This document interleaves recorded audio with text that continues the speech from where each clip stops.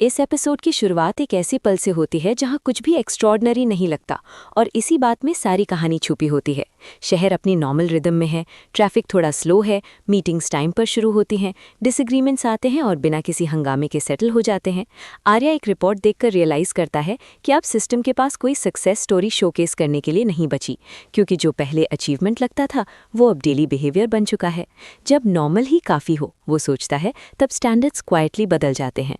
अनु एक policy review के लिए नहीं बल्कि एक चाय पर बैठी होती है। लोग उससे गाइडेंस नहीं मांगते, बस एक्सपीरियंसेस शेयर करते हैं। कैसे एक मीटिंग बिना किसी बॉस के भी प्रोडक्टिव रही, कैसे एक इशू बिना एस्केलेशन के रिजॉल्व हो गया। अनु नोटिस करती है कि लैंग्वेज बदल चुकी है। पहले लोग पूछते थे परमिशन क्या है, अब पूछते हैं बेस्ट क्या लगेगा। ये शिफ्ट साइलेंट है पर इरिवर्सिबल।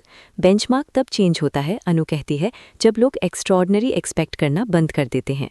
कम्युनिटी स्पेस में मीरा देखती है कि हेल्प डेस्क अब ज़्यादातर एम्प्टी रहता है, पर स्पेस खाली नहीं लगता।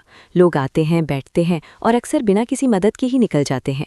एक आदमी कहता है कि उसे किसी इशू के लिए नहीं आना था, बस ये कंफर्म करना था कि अगर कभी ज़रूरत पड़े तो ये जगह होगी। मीरा के लिए ये रीअश्योरेंस ही नया KPI बन जाता है। उसकी डायरी में एक लाइन जुड़ती है, when normal feels safe system succeed.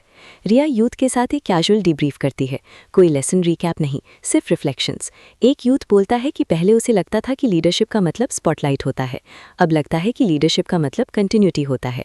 रिया मुस्कुराती है क्योंकि यही वो मैच्योरिटी है जहां हीरो की ज़रूरत नहीं पड़ती। अगर सब कुछ स्मूथली चल रहा है, रिया कहती है, तो शायद कोई भी गलत जगह पर नहीं खड़ा। एपिसोड का टर्निंग पॉइंट तब आता है जब एक एक्सटर्नल डेलीगेशन शहर का विजिट करती है और पूछती है कि आपका मॉडल क्या है। आर्या उन्हें कोई फ्रेमवर्क नहीं देता, वो बस कहता है कि यहाँ नॉर्मल को प्रोटेक्ट किया जाता है।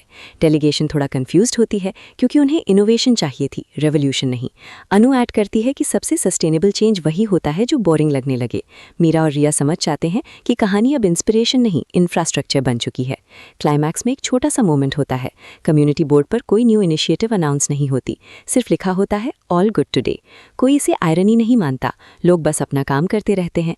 मीरा बोर्ड के पास से गुजरती है और महसूस करती है कि कहानियां परफॉर्मेंस नहीं, प्रेजेंस है। रिया यूथ से कहती है कि जब नॉर्मल ही नया बेंचमार्क बन जाए तब कहानी को अपलॉज की ज़रूरत नहीं होती।